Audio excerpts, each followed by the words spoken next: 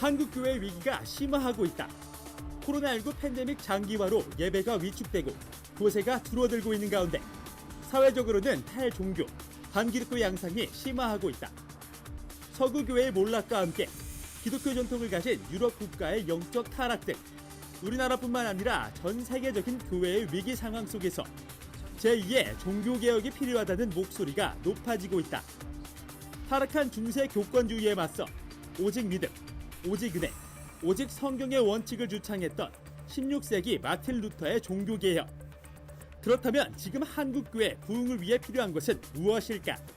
그러니까 흑사병이라는 팬데믹으로 인한 결단이 회개로 이어졌고 그 회개가 종교개혁의 한 현상, 굉장히 중요한 현상이었다는 뜻입니다.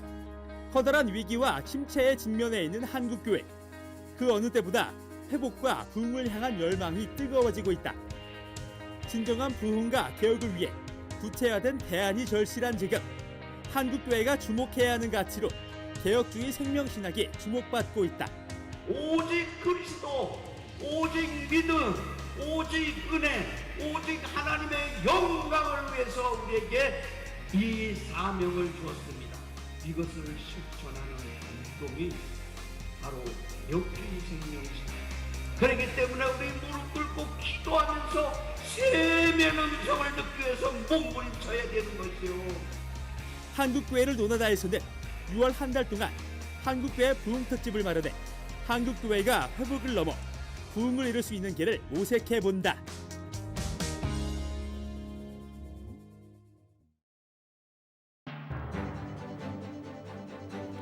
안녕하십니까. 한국교회를 논하다 진행을 맡은 박찬호 교수입니다. 한국교회의 위기에 대한 자성의 소리가 그 어느 때보다 높습니다. 위기를 딛고 새로운 부흥을 위해 오늘날 교회에 필요한 건 무엇일까요? 역사적으로 한국교회는 여러 차례 부흥을 경험했는데요. 부흥운동의 공통점은 바로 핵심적인 사역이 회개에 있었다는 것입니다.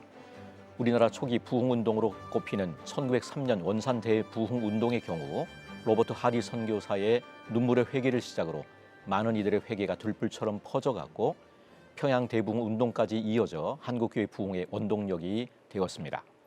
한국교회가 지금의 위기를 이겨낼 방법도 역시 철저한 회개를 통한 첫사랑의 회복에 있지 않을까 싶은데요. 한국교회를 논하다 있으나 마련한 한국교회 부흥특집, 오늘 그 두 번째 시간으로 부흥의 마중물 회개, 한국교회 무엇을 회개해야 하는가라는 주제로 함께 말씀을 나눠보도록 하겠습니다. 오늘 함께 하실 출연자들을 소개하겠습니다. 먼저 신촌 성결교회 이정익 원로 목사님 나오셨습니다. 네, 반갑습니다. 총신대학교 초빙 교수이신 주동훈 교수님 함께 하셨습니다. 예, 반갑습니다. 그리고 백석대학교 이경재 교수님 함께 자리하셨습니다. 예, 반갑습니다. 한국교회의 위기감이 높은 만큼 부흥을 향한 열망도 뜨겁습니다. 그래서 한국교회를 논하다에서 6월 한 달간 개혁주의 생명신학을 토대로 한국교회 부흥특집을 진행하고 있는데요. 지난주 부흥이 필요한 시대, 왜 개혁주의 생명신학인가에 이어 오늘 두 번째 시간입니다. 먼저 한국교회 현재 상황을 진단하는 것으로 오늘 이야기를 열어갔으면 합니다. 코로나를 지나며 한국교회 민낯이 드러났다라고 하는 지적이 많은데요. 한국교회가 잘한 점, 또 못한 점 이런 것들이 있을 텐데 자유롭게 의견을 부탁드립니다. 이정익 목사님께서 이야기를 열어주시면 감사하겠습니다. 네. 우리 민족에게 가장 중요한 시기, 또 가장 큰 은혜와 복은 우리 민족에게 기독교가 들어와 있고 하나님을 믿게 되는 동기라고 생각을 합니다. 기독교가 들어오면서 우리 민족이 길이 바뀌었고 운명이 바뀌었고 세계관이 새로워졌습니다. 우리 민족은 참 다행스럽게도 종교성이 아주 분명합니다. 뜨거운 열정도 있고 헌신도 있고 또 희생하고자 하는 용기도 있고 그런 그 기초에 기독교 복음이 들어오니까 잘 맞았습니다. 그래서 초기 역사에서부터 보면 우리 압제받는 민족과도 함께했고 또 더 나아가서 어둑한 그런 문화를 해치고 구속으로부터 탈출하는 계기도 마련을 했고 또 근대화하는데 뭐 절대적인 영향을 끼치게 된 거죠. 자, 우리 민족에게 기독교가 주어졌다는 건 축복이고 시작에서부터 70년대까지는 우리 한국 교회는 본질에 많이 충실했다 이렇게 볼 수 있어요. 그때까지는 한국 기독교의 문제가 그렇게 많지가 않았습니다. 근데 80년대부터 시작된 그 사회 부흥과 경제 부흥에 편성해서 기독교도 부흥하면서 초대교회 가졌던 그 열정, 눈물, 회개 많이 상실했습니다. 형식화됐고 수단과 방법이 난무했고 또 크기와 숫자에 매달리게 됐고 교회를 크게 건축하는데 매달리게 되다 보니까 결과적으로 본질에서 많이 벗어났다. 그런 환경을 보고 많은 분들이 염려를 많이 했는데 마침 코로나 현상을 맞이했고 저는 이 코로나 현상을 또 하나님이 주신 전환점의 계기라고 봅니다. 역사도 보면 그런 계기가 있었잖아요. 이런 계기를 통해 우리 자신을 돌아다보게 했고 되새기게 했고 우리 자신의 모습을 살피게 했고 방향을 전환하게 했다. 이렇게 보면 하나님이 또 한국 교회를 사랑하셔서 주시는 은혜가 아닌가. 뭐 그렇게도 생각하면서 지난 날을 되돌아보게 됩니다. 예, 일단 복음이 저희 민족에게 온 것은 큰 하나님의 축복이었고 70년대까지 그래도 한국 교회가 여러 가지 소망을 주는 그런 일들을 많이 잘 감당했는데 80년대 이후에 여러 가지 본질을 상실하는 그런 모습이 있었고 또 그런 면에서 이제 코로나가 나름 또 긍정적인 역할을 할 수 있겠다라고 하는 기대를 말씀해 주신 것 같습니다. 주동 교수님께서도 한국 교회 또 잘한 점, 뭐 잘못한 점에 대한 것들. 역사는 도전에 대한 응전, 그 황금의 응전이 역사를 이룬다. 아놀드 토인비의 말입니다. 우리 이정익 목사님 말씀을 이어받으면 우리 민족은 시련에 강합니다. 그래서 코로나의 도전이 결국은 역사를 뭔가 한국교회도 역사를 이룰 것이다. 시련을 당할 때는 위축되고 어려움 속에서 많은 부작용이 나타나지만 시간이 지나면서 다시금 정립하고 새로운 역사를 쓰게 될 것이다. 사실 한국교회는 150년의 역사를 가지고 있는데요. 순수했고 그러다 보니 잘못을 빨리 회개했고 열정이 있었습니다. 순수한 사람들에게는 열정이 있거든요. 그 다음에 기도하는 교회였습니다. 뿐만 아니라 가난했지만 헌신적인 교회였습니다. 그래서 열심히 기도하면서 정말 눈물의 기도가 있었고 헌신을 해서 한국교회의 부흥을 이루었습니다. 정말 그 무엇보다도 기도하는 교회여서 칼빈은 기도는 매일매일 내리는 축복의 통로다 이런 말을 했는데요. 그 기도하는. 그래서 우리 한국교회 인물들 가운데 일제와 평양 감옥의 주기철 목사 그리고 여수 예양원의 나병 환자들의 친구 손양원 목사님 그리고 예수 사랑으로 환자들을 돌보았던 한국의 슈바였죠. 저는 그가 죽은 지 곧바로 그가 살던 보건병원 옥탑방에 갔는데 그대로 남기고 있었습니다. 그런데 정말 소박한 삶을 보여주고 있었습니다. 그가 가진 것 아무 유산도 없었고 마지막 남은 얼마 남지 않는 용돈을 이렇게 가까운 사람들에게 나눠주고 했던 한국의 슈바였죠. 장기려 박사. 그런 분들은 한국교회의 자랑입니다. 그런데 21세기 들어서 한국교회가 순수하지 않고 회개하지도 않고 기도하지도 않고 열정도 식어버렸고 헌신도 하지 않습니다. 그리고 무엇보다도 물질주의와 쾌락주의에 빠져 있습니다. 그리고 돈을 좋아하는 교회가 되었습니다. 목사도 성도도 돈을 너무 좋아합니다. 초대교회는 외쳤습니다. 은과 금은 내게 없습니다. 그러나 나사렛 예수의 이름으로 일어나 걸으시오. 이것이 초대교회의 영성이었는데 오늘 우리 한국교회에 뒤돌아봐야 할 것 같습니다. 예. 이경재 교수님. 예. 네, 저는 좀 다른 식으로 좀 얘기해 보려고 하는데요. 사람이 원래 사랑에 빠지면 만나지 못하게 해도 어떻게든지 만나려고 하잖아요. 근데 만약에 못 만나게 했더니 그럼 말지 뭐 하고 이렇게 헤어지면 그건 아마 진정한 사랑이 아닐 겁니다. 마찬가지 아닐까요? 코로나로 인해서 예배가 강제로 제한되는 상황이 지속되자 많은 성도들이 흩어졌다고 하는데 그건 어쩌면 예수님을 만난 김에 사랑한다고 한 거지 예수님을 사랑하기 때문에 어떻게든지 만나보려고 담을 놓고 창문에 매달리는 그런 간절함은 없었던 것이 아닌가. 정말 예수님을 사랑한다는 우리의 입술의 고백이 그다지 진지하지도 견고하지도 않았다는 것을 보여준 그런 것이 아닌가 싶고 그것이 바로 이번 코로나 기간으로 인해 드러난 한국교회의 현주소가 아닌가 싶습니다. 예, 한국교회의 여러 상황들에 대해서 코로나를 통해서 진단을 좀 해본 것 같고요. 이러한 한국교회 상황에서 개혁주의 생명신학에 주목해야 되는 이유가 무엇인지 주동 교수님께서 한번 나눠주시면 좋겠습니다. 저는 개혁주의 생명신학에서 핵심 키워드는 생명이라고 봅니다. 개혁신학은 역사적으로 종교개혁 시대 스위스, 스빙글리, 칼빈, 부처 등 여러 인물을 통해서 500년 전에 시작이 된 겁니다. 한 신학이 500년을 간다는 거, 역사가 500년을 간다는 건 저는 역사 신학을 공부했는데요. 어렵습니다. 500년이 지나면 고려도 마찬가지고 조선도 마찬가지네요. 맞습니다. 그래서 500년이 지나면 쇠퇴하고 여러 가지 생명을 잃어버리는데 우리 개혁주의 생명신학이 생명, 리바이벌, 개혁신학을 주창하면서 그 개혁신학에 생명을 불어넣자. 사실은 개혁신학의 표어는요. 새로워진 교회는 지금도 개혁돼야 한다. 이것이 우리 개혁교회의 표어입니다.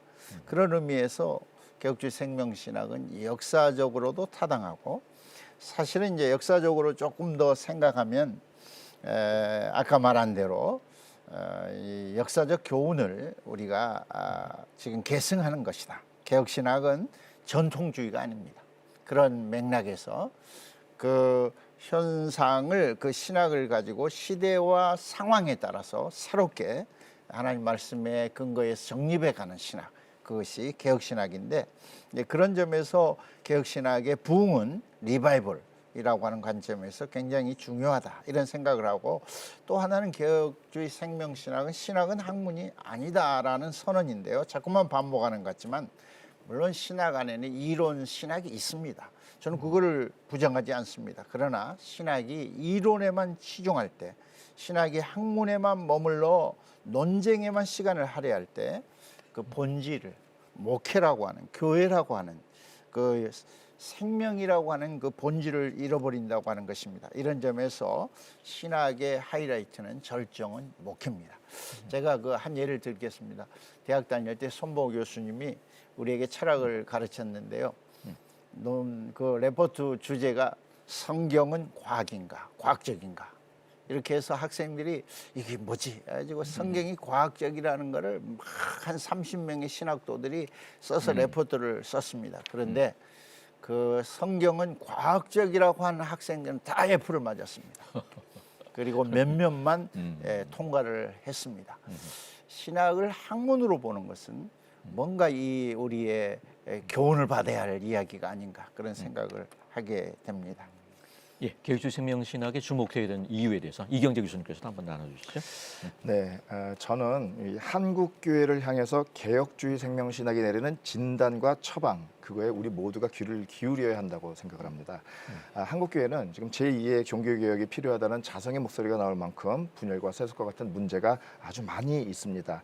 하지만 그걸 어떻게 극복해야 하는지에 대한 의미 있는 처방이나 그 실천을 찾아보기가 쉽지 않은 상황이죠.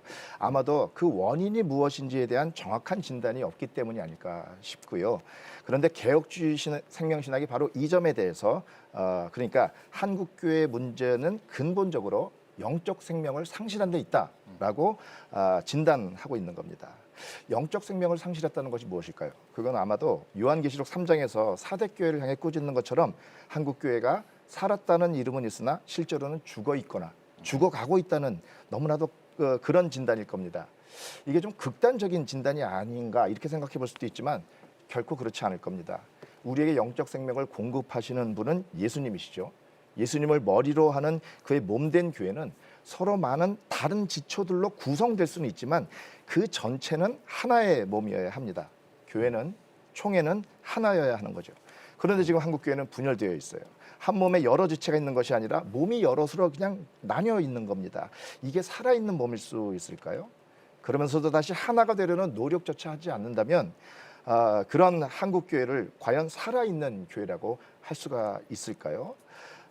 분리된 한국교회가 바로 그런 상태라는 것이 개혁주의 생명신학의 진단이고, 이처럼 죽어가는 교회를 다시 건강한 교회로 살려내는 것이 바로 우리가 오늘 얘기하는 부흥이고, 그 출발점이 바로 하나님 앞에서 자신을 돌아보고 회개하고 서로 용납하여 하나가 되는 회개 용서 운동, 그리고 그것을 성령님께서 도와주셔서 꼭 이루어 달라고 간절히 기도하는 기도 성령에 있다고 개혁주의 생명신학은 처방을 내리고 있는 겁니다. 예, 이정희 목사님께서도 이 개혁주의 생명신학에 우리가 주목해야 되는 이유는 뭐 말씀해 주시면 오늘 좋을 것 같은데요. 개혁주의 생명신학을 외치고 있는데 저는 이걸 종교개혁의 외침이다 이렇게 해석을 합니다. 땅도 갈아엎고 한참 놔두면 굳듯이 또 모든 것이 그렇잖아요. 종교개혁 또 이 상황이었을 거예요. 그래서 빨리 갈아엎자. 그 외침이 용어는 다르지만 그때도 개혁주의 생명을 외치는 외침이 아니었나 생각이 되고, 지금도 한국 교회가 이 부흥기가 없었더라면 좀 이렇게 심각하지는 않았을 거예요. 70년대까지 그 경건, 기도, 집회, 성령 역사가 컸잖아요. 근데 그 이후로 부흥하면서 그게 상실이 됐어요. 눈물도 상실이 되고 회개도 상실이 되고 또 마음이 이제 편안해지니까 사모함도 없어지고 집회도 없어지고 예배도 형식화되고 이건 생명이 점점 죽어간 거나 마찬가지죠. 이 즈음에 와서 이제 코로나를 겪으면서 우리는 더 무너졌죠. 30% 떨어졌다고 그러니까 이 30%는 누구냐면은 저는 바람 앞에 떨어진 과락이 아닌가 싶어요. 뿌리가 없으면 넘어지는 거죠. 기초가 없으면 무너지는 것이고. 그러니까 한국 교회는 줄어든 30%에 해석하지 말고 훈련 잘못 시켰고 양육 잘못했고 생명 불어넣지 않은 걸 회개해야 되는 거죠. 다행히 이 즈음에 개혁주의 생명신학을 외치는 이 외침이 있었다는 것은 또 하나님이 우리 한국교회에 주신 적절한 기회가 아닌가 싶어요. 여기에 귀를 기울여서 이 생명신학 외침은 이제 본질로 돌아가자, 응? 원래로 돌아가자, 잃어버렸던 은혜를 찾자, 그리고 메말라버린 우리 눈물도 회복하고 뜨거운 가슴을 회복해서 말씀을 사모하고 그리고 진정 예수의 사랑으로 전파하는 이 일을 감내하자, 뭐 이런 외침이 아닌가 싶어요. 그래서 이거는 종교개혁의 외침이다, 이렇게 해석을 하고 싶습니다. 예, 개혁주의 생명신학에 우리가 주목해야 되는 이유에 대한 거를 말씀하시면서 어느 정도 이 개혁주의 생명신학의 핵심적인 가치나 뭐 주장들이 좀 나온 것 같아요. 그래도 이 부분과 관련해서 부연하실 부분이 있으시면 짤막하게라도 한번 얘기하시고 넘어가는 게 좋을 것 같은데요. 예. 지금 이정희 목사님 말씀하신 것처럼 본질로 돌아가자라는 거거든요. 그러니까 개혁주의 생명신학이 다른 게 아니라 개혁주의 신학을 실천하자. 그러니까 성경에 비추어 올바른 것은 따르고 잘못된 것은 고쳐 나가자는 것이 개혁주의인데 그보다 더 좋은 신학은 없으니까 이를 실천하자는 것이죠. 근데 말씀하신 것처럼 어느샌가 그것이 작동하기가 어려워졌다. 이게 이제 좀 문제고요. 그래서 이것을 다시 회복하려고 하는 것이 바로 개혁주의 생명신학이니까 지금 사그라들고 있는 지금 한국 교회 입장에서는 반드시 주목하고 따라서 한번 실천해 볼 수 있는 정말 귀하고 아름다운 외침이라고 생각합니다. 이정희 목사님께서 말씀하신 것은 70년대까지 이렇게 교회가 나름대로 좋은 방향으로 또 부흥하다가 이제 80년대 들어가면서 이렇게 됐다 그랬는데 그 이제 신학교가 나름 이제 정규 어떤 그 인정을 받게 되면서 신학의 학문에 되는 것과 이게 좀 연결이 되는 시기적으로는 뭐 그런 부분들이 있는 것 같습니다. 예. 오늘 한국교회를 논하다에서는 한국교회 부흥 특집 두 번째 시간으로 오늘날 한국교회를 진단하고 부흥을 위해 무엇을 회개해야 할지 말씀을 나누고 있는데요. 지난주에는 에즈베리 대학의 부흥 소식에 대해서 잠시 짚어보았는데요. 한국교회 역사적인 부흥운동 또 외국에서의 부흥 이야기를 살펴보면서 부흥이란 무엇인가에 대해 좀 더 깊이 있는 의견을 나눠주셨으면 합니다. 먼저 이정희 목사님께서 웨슬리 부흥운동 또 성결운동 등에 대해서 또 이야기를 나눠주시면 우리 부흥에 대해서 배울 점들이 있을 것 같은데요. 아마 부흥의 역사 가운데 가장 처음 주어진 부흥 운동은 웨슬리 운동이 아니었나 싶어요. 처음에 웨슬리도 부흥 운동을 이렇게 해야지 뭐 이런 계획해서 한 일은 아닐 거예요. 그가 회심을 한 후에 그 회심의 역사를 가슴이 뜨거워지니까 그 뜨거워진 걸 나누다 보니까 모임이 만들어졌고 또 전파가 됐고 그 많은 사람들이 모이다가 보니까 열기가 집회로 운동으로 전환이 됐을 겁니다. 이 운동은 신학의 운동만 아니라 이게 발전을 해서 성결 운동으로 성결 운동이 커져서 이웃 돌봄 치유 그 프로그램으로 이러다 보니까 이게 이제 구체적인 실천으로까지 그렇습니다. 그 웨슬레 부흥 운동의 이제 특징인데 뭐 처음부터 목적은 안 했겠지만 자연스럽게 성령의 역사가 확장됐고 전국 국제적으로 퍼졌을 겁니다. 이런 영향이 아마도 원산에서 평양에서 뭐 뿐만 아니라 뭐 아주사에서 에스베리에서 이런 것들이 일어났을 거예요. 사실은 70년대 이전에는 이런 일들이 자연스러웠습니다. 규모는 작았지만 교회들마다 자연스럽게 이루어졌고 그때는 대형 집회가 아니고 교회들마다 뜨거운 역사로 이루었고 함께 갖고 함께 와주고 함께 은혜를 나누는 그런 모습이었죠. 저는 이 생명신학운동이 바로 이런 운동이 아닌가 싶어요. 이걸 회복하자, 잃어버렸던 회복을. 그래서 이 생명신학운동은 조금만 더 확장이 되고 교단으로 전파가 된다면 한국교회 전체에 아우르고 이 운동이 마침내 이제 발전해서 운동으로만 되면 안 될 것 같고 그 운동이 본질을 꿰차야 되는데 그 본질 가운데 하나가 뭐냐면 사실은 관역을 잃어버린 거예요. 화살을 아무리 쏘아도 관역을 벗어나면 효과가 없듯이 우리가 이제 사격 연습을 하려면 먼저 0.4격부터 하잖아요. 관역을 맞추는데 수정해야 되거든요. 그 수정이 뭐냐면 성령운동이에요. 성령운동에서 이탈됐던 나를 본질로 또 함께 화합 그리고 오케스트라는 그 여러 악기가 있지만 소리가 다 다르지만 그게 조화가 이루어지잖아요. 그거는 먼저 오케스트라가 연습하기 전에 음을 맞추잖아요. A음에 맞춰야 되거든요. 이 A음에 맞추는 건 국제적인 통용 방법이거든요. 그러면 전부가 조화가 맞춰지고 초점이 맞춰지는 것처럼 우리가 전부 생명신학 이 운동이 좀 확산된다고 하면은 모든 흩어졌던 마음들이 또 이 산란했던 마음들이 말씀에서부터 이탈했던 마음들이 성령 안에서 벗어났던 마음들이 이렇게 모아진다고 하면은 그게 성령 운동인데 그게 불꽃 튀잖아요. 그 역사가 일어나지 않을까.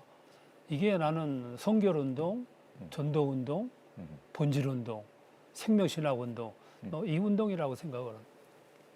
예, 주동 교수님께서는 경건주의 운동에 대해서 한번 짚어주시면서 부흥이란 무엇인가 한번 의견을 나눠주시면 좋을 것 같은데요. 예. 우리 이정희 목사님께서 웨슬리의 부흥과 성결에 대해서 말씀하셨는데 사실 저도 어렸을 때 그 부흥사 이성복 목사님 집회에 많이 참석을 했습니다. 예. 찬송하고 뭐 예수천당 이렇게 하고 많은 은혜를 받았고 아마 그래서 목사가 됐는지 모르겠어요. 어쨌든 회개는 성령의 역사입니다. 회개는 성령의 역사. 인간이 아무리 노력해도 이루어지지 않는데 성령께서 그 타임을 주실 때 이루어지고 그러므로 회개는 어떤 점에서 생명의 부흥의 문이다. 부흥은 생명이 꿈틀거릴 때 이렇게 나타나는 결과거든요. 그러니까 회개 없이 출발이 안 되죠.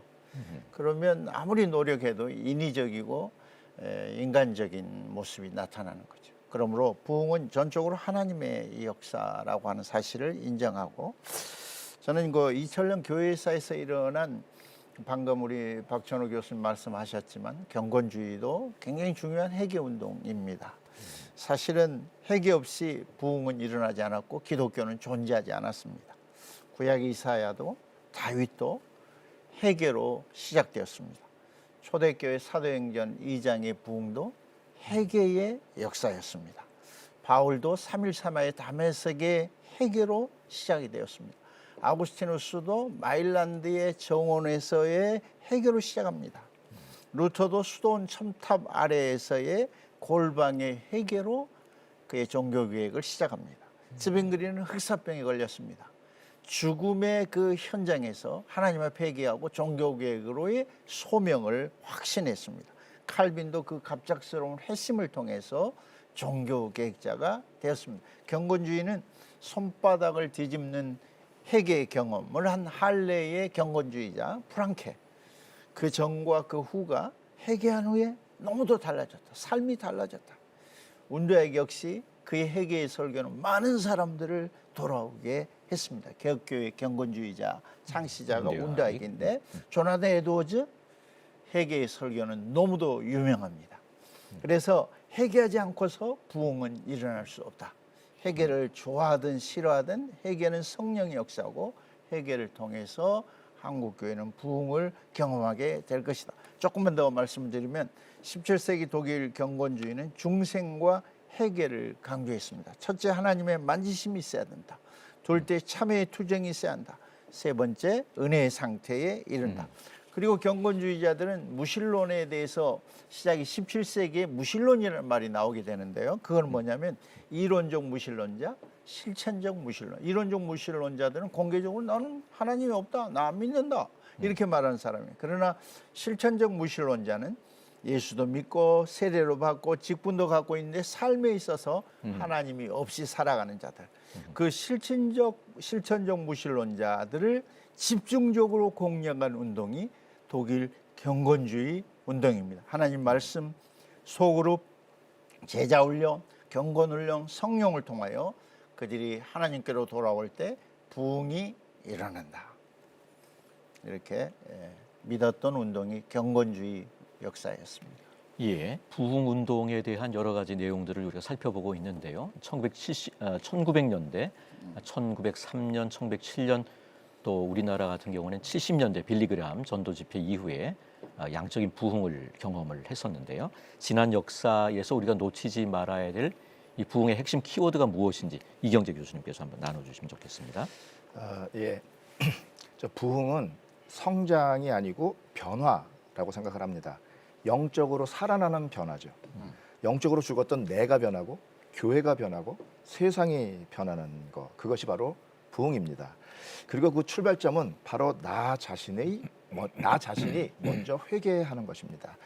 그런데 여기서 주목할 건 회개한다는 것이 단순히 하나님 앞에 죄를 고백하고 용서를 구하는 것, 그것만이 아니고 나의 잘못과 죄로 인해서 부당하게 피해를 본 사람들에게 공개적으로 사죄하고 용서 구하는 것을 반드시 포함합니다. 평양 대부흥으로 이어진 그 1903년의 원산, 그 원산의 주역 하지 선교사의 모습이 바로 이를 잘 보여주고 있습니다. 하지 선교사의 회개는 하나님 앞에 자신의 죄를 고백하는 데 머물지 않고 사람들 앞에 공개적으로 자신의 죄를 고백하고 용서 구하는 그런 것이었어요. 무슨 엄청난 범죄를 저지른 것이 아니었어요. 그저 조선인들을 미개하고 무식하게 여겨서 하대하고 함부로 대했던 것을, 그런 자신의 오만과 교만을 사람들 앞에 고백하고 용서를 구한 것이었어요. 이렇게 사람들을 향해서 회개하라라고 외치던 모습에서 자신이 먼저 회개하는 모습으로 변화된 선교사 한 사람의 회개가 기폭제가 되어 사람들 사이에 서로 잘못된 것을 회개하고 용서를 구하는 회개 운동이 들불처럼 일어났고 이것이 평양 대부흥으로 이어지게 된 거죠. 오늘날 우리가 꿈꾸는 그런 부흥도 그런 것이어야 하지 않을까 싶습니다. 숫자가 많고 적음을 떠나서 성도들이 서로 잘못을 고백하면서 용서를 구하고 또 용서해주고 눈물로 얼싸안고 하나가 되어 화평케 하신 하나님께 감사와 찬송과 영광을 돌리는 그런 모습이 바로 오늘날 우리가 꿈꾸는 회개 그리고 부흥 운동이 아닌가 싶습니다. 예. 그래서 개혁주의 생명신학에서도 이제 회개 용서 운동을 주장하고 있는데요. 이 회개 용서 운동이 필요한 이유에 대해서 좀 더 자세히 말씀을 나눠주시면 좋을 것 같은데요. 회개 용서 운동이 필요한 이유? 이정희 목사님께서 한번 알아주시면 될 것 같습니다. 그 회개 용서 운동의 필요성은 우리 신앙인들에게 기본이고 그게 베이직이잖아요. 예. 그 기초 없으면 안 되는 거죠. 사실 아까 말씀드린 대로 회개는 내가 하고 싶어 하는 게 아니잖아요. 그것도 성령 역사거든요. 역사가 이루어져야 회개가 되는 거고 또 우리가 회개하려고 생각하면 아무것도 생각이 안 나잖아요. 이 회개는 하나님이 성령의 역사가 나에게 임하신다는 표시고 예. 회개의 또 영을 주셔야 그렇죠. 되는 거예요. 예. 그리고 이제 회개하게 되면은 이제 그 다음에는 회복이 이루어지잖아요. 회복이라는 게 뭐냐면 이렇게 나누어졌던 그 틈새가 합해져서 우리 주님과 하나가 되고 연합이 되는 이 연합을 회복이라고 그러잖아요. 회복하게 되면 반드시 나오는 게 이제 화해가 나오고 용서가 나와요.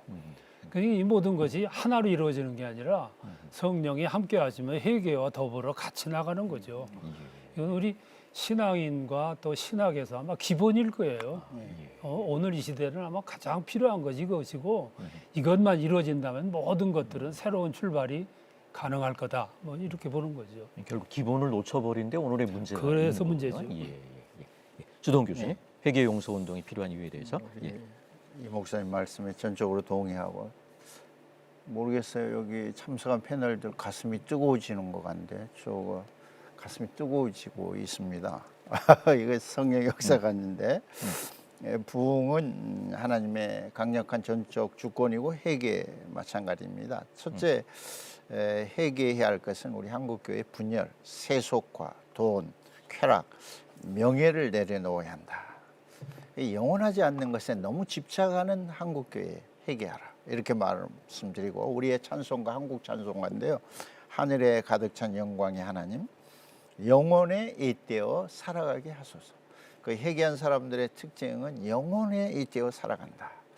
그다음에 이제 그 두 번째로 좀 우리가 회개할 것은 신학대학원 교수들이 회개했으면 좋겠어요.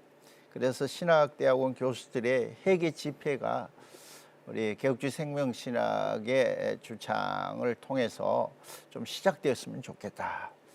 신학자들이 회개하고 새로운 부흥과 생명을 소유하게 되면 한국교회는 달라집니다. 그래서 참 회개해야 되겠다 이런 생각을 하는데 제가 교목실장도 하고 부총장도 했는데 회개에 대해서 별로 생각하지 않은 거를 이 시간 회개합니다. 제가 만약에 돌아간다면 정말 신대원 채플 때마다 회개의 기도를 강력하게 하고 싶은 마음이 있어요. 그럴 때 정말 하나님께서 우리 한국교회를 부흥으로 생명으로 축복하시고 새롭게 하시리라. 회개하는 신학대학원이 돼야 한다. 이렇게 회개 부흥회를 제가 꼭 강조하고 싶습니다. 회개 용서 운동이 필요한 이유? 이경재 교수님. 네, 그 살았다는 이름은 있으나 죽은 것에 불과하다고 지적을 받은 사딕교회에 요한계시록 3장 3절에서 내리는 처방이 바로 회개하라는 겁니다. 아까 두 분 목사님 얘기하신 거죠. 회개가 중요한 거죠. 그게 출발점인 것 같습니다. 근데 이 회개 용서 운동은 단순히 구호나 선언에 불과한 것은 아닙니다. 구체적인 실천으로 이어져서 선한 결과를 가져와요. 진짜 그럴까요? 여기서 잠깐 회개와 용서라는 말의 의미를 좀 다시 한번 새겨보고 싶은데요. 회개한다라는 것은 단순히 잘못을 뉘우치거나 돌이키는 것만이 아니에요. 자기 생각 고집하기를 내려놓고 하나님 편에 서는 것. 그래서 하나님의 뜻과 하나님의 말씀을 내 것으로 받아들이는 것. 이것이 바로 회개입니다. 용서한다라는 것도 단순히 누구의 죄를, 누구의 처벌을 면해주는 그런 것만이 아니에요. 그를 사랑하는 것, 그가 잘 되도록 해주는 것, 그렇게 하기 위해서 그에게 주장할 수 있는 나의 권리, 예를 들면 돈 받을 권리, 뭐 처벌할 권리, 이런 그런 나의 권리를 포기하는 것, 그것이 바로 용서입니다. 이런 회개 용서 운동은요, 실제로 운동력이 있어요. 개혁주의 우리 백석총회에서 이미 그 의미 있는 실천을 해나가고 있습니다. 예를 들어서 매년 총회 현장에서 안건을 놓고 아주 격하게 충돌해서 합의점을 찾기가 쉽지 않을 때마다 백석총회는요, 회의를 정회하고 증경총회장과 전체 총대원들이 전부 다 그냥 그 자리에서 무릎 꿇고 합심 기도해가지고 자기 뜻을 내려놓고 서로 용납하고 총회를 위해서 의견을 하나로 모으는 것이 지금 전통처럼 이어지고 있습니다. 2009년에도 그랬고 2015년에도 그랬어요. 기도와 말씀 가운데 회개와 용서를 통해 갈등과 분열의 싹을 잠재우고 하나됨을 견고하게 해나가고 있는 겁니다. 그런 면에서는 굉장히 순수함이 있는 교단이라고 볼 수 맞습니다. 있겠네요. 예. 예. 순수한 와서 한번 보세요. 어떤 일이 이루어지고 있는지. 예. 회계 용서 운동. 거기에 생명신학이 살아있네. 생명신학을 실천적으로 또 예. 적용하고 있기 때문에 그런 것 같습니다. 예, 회계 용서 운동으로 하나 되는 것에 대해서 이렇게 아마 주창을 하고 있다라고 볼 수 있겠고, 자 그렇다면 구체적으로 한국 교회가 하나 되지 못한 분열의 죄와 함께 또 한국 교회 뭐 회개해야 될 것들 이미 좀 주 교수님께서 나눠주시긴 하셨는데 한국 교회 문제 또는 회개해야 될 부분들에 대해서 이정희 목사님께서 한번 나눠주시면 좋겠습니다. 한국교회 회개해야 될 것이 뭐 한두 가지겠습니까? 먼저 신학대학 교수들이 회개해야 된다니까 이제 첫 번째고 두 번째는 우리 목회자들이 또 회개해야 되겠죠. 예, 예. 언제나 보면 지도자들이 문제지 정치도 지도자들이 문제지 백성이 문제가 아니고 예. 교계도 마찬가지라고 봐요. 학교도 교수님들이 조금 생명이 충만한 신학을 가진다면 더 변화가 올 것이고 목회도 마찬가지겠잖아요. 한국 교회가 제가 볼 때 세 가지를 회개했으면 좋겠어요. 하나는 바벨탑 쌓은 걸 회개했으면 좋겠어요.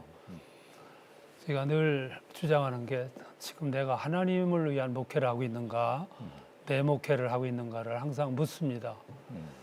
은퇴하고 나서 과연 내가 목회하는 동안 내 목회를 했나 자문을 해봤고요.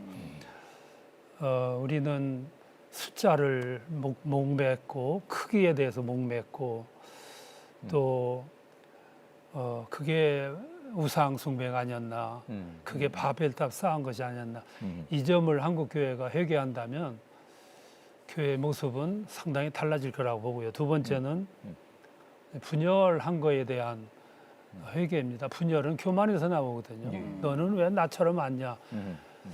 일제 시대에는 이제 타겟이 하나밖에 없었기 때문에 분열이 없었는데 해방되고 나서부터 분열이 왔잖아요. 그때부터 따진 것은 너희는 왜 나처럼 못했냐? 왜 나처럼 안 됐냐? 이거 가지고 싸웠거든요. 이게 교만이죠. 한국 교회 교단이 많은 것도 여기서 나온 거고요. 개교회가 이제 분열하고 갈등하는 것도 여기서 나오잖아요. 사명감을 가지고 싸우기 때문에 이게 해결도 안 돼요. 이런 교만이 없는 거죠. 그래서 바벨탑 쌓은 거, 분열한 거. 세 번째는 작은 교회 목회자들도 회개할 게 있습니다. 왜 그러냐면 왜 작은 교회 목회하는 거에 대해서 자괴감을 갖습니까?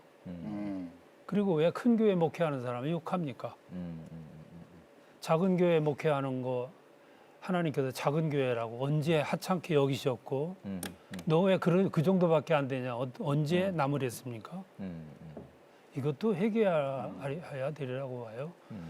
교회는 크든 작든 교회여야지 이게 하나님의 교회냐 주님께 영광된 교회냐를 우리가 따져야 되는데 얼마나 크냐 얼마나 작냐 자꾸 여기에 우리들이 눈을 돌리다가 보니까 본질에서 많이 관역에서 벗어났다.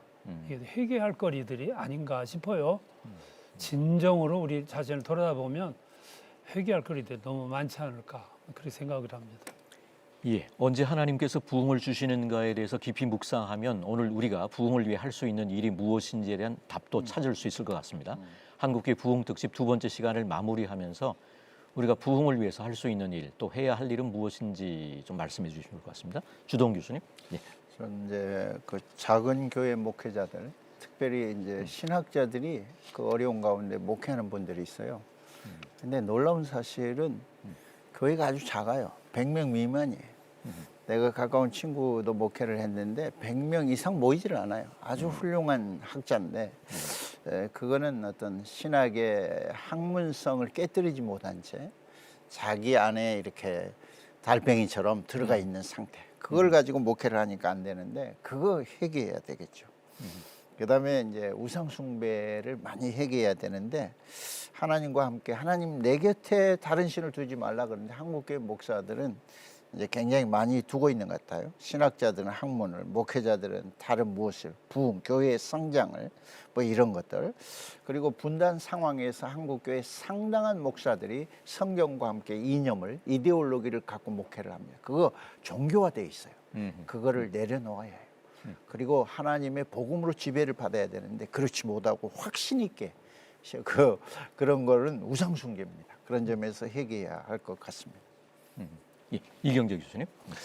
네, 저는 신학 교수 입장에서 한번 말씀을 드리면 아무래도 우리가 해야 할 일은 앞으로 한국 교회의 부흥을 이끌고 갈 참된 영적 지도자를 잘 가르쳐서 양육하는 것, 이것이 바로 우리가 해야 할 일이 아닌가, 아주 막중한 사명이라고 생각을 합니다. 특히 오늘 이야기한 것처럼 회개가 부흥의 마중물인 한 하나님 앞에 진정한 회개와 용서로 나아가는 목회자를 많이 배출되도록 하는 것, 이게 바로 개혁주의 생명신학으로 무장한 저희 백석대학교 신학대학원의 사명이라고 생각을 합니다. 물론 우리 신학교도 학교다 보니 학문과 지식을 가르쳐요. 하지만 학문으로는 하나님을 알 수도 없고 학문으로는 영적 지도자를 양육할 수 없다는 것을 우리는 분명하게 알기 때문에 신학은 학문이 아니다라고 외치면서 성령님의 인도하심을 받는 정말 참된 영적 지도자 양성에 전념하고 있습니다. 우리 학교의 이러한 열심 위에 사람으로서는 할 수 없는 크고 놀라운 일을 이루시는 성령님께서 반드시 역사해 주실 것을 믿습니다. 예, 예. 이정희 목사님께서도 뭐 마무리하시면서 한번 한국 교회는 앞으로도 성장할 가능성이 너무나 많다고 생각을 합니다. 다만 몇 가지 꼭 유념해야 될 것은 이건 침체기다. 지금 전도하면 안 돼. 안 먹혀. 이 생각이 가장 큰 문제라고 일종의 봐요. 패배주의. 패배주의죠. 예. 이건 아닙니다. 이건 뭐 목회뿐이 아니고 모든 면에 적용이 되는 거예요. 시도도 안 해보고 그냥 포기하는 거죠. 한국 교회에 이런 의식이 없었으면 좋겠고 오늘 또 교회 성장이라는 말은 알레르기 반응을 일으키는 목회자들이 많아요. 그것도 지나친. 이건 아주 잘못되어 있습니다. 성장은 성령이 임하면 자연스럽게 일어나는 것이고 아이들은 성장하게끔 되어 있고 교회는 유기체예요. 성장하는 단체입니다. 성장이 멈추면 죽는 거죠. 그래서 거기에 회개운동, 전도운동, 양육, 그리고 일당백, 훈련해서 사회로 내보내는 역할이 계속된다고 하면 이건 뭐 얼마든지 가능하죠. 지금도 그런 교회는 부흥하고 발전하고 있습니다. 저는 패배의식부터 거둬야 된다고 봅니다. 예. 예, 한국교회를 논하다 오늘은 한국교회 부흥 특집 두 번째 시간으로 부흥의 마중물 회개, 한국교회 무엇을 회개해야 하는가라는 주제로 함께 말씀 나눴습니다. 부흥이 필요한 지금의 시대, 부흥의 열쇠는 철저한 회개라는 것을 다시금 되새기며 한국교회를 새롭게 하는 회개 물결이 일어나길 간절히 바라며 오늘 순서 여기서 마칩니다. 다음 주 이 시간에는 부흥과 다음 세대를 주제로 부흥을 위한 구체적 실천 과제에 대해 말씀 이어가겠습니다. 함께해 주신 여러분 고맙습니다.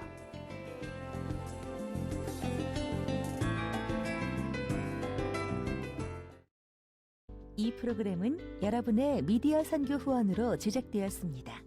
선교는 사명, 후원은 동역. 당신도 복음을 전할 수 있습니다. 선교 후원 02-6333-1003번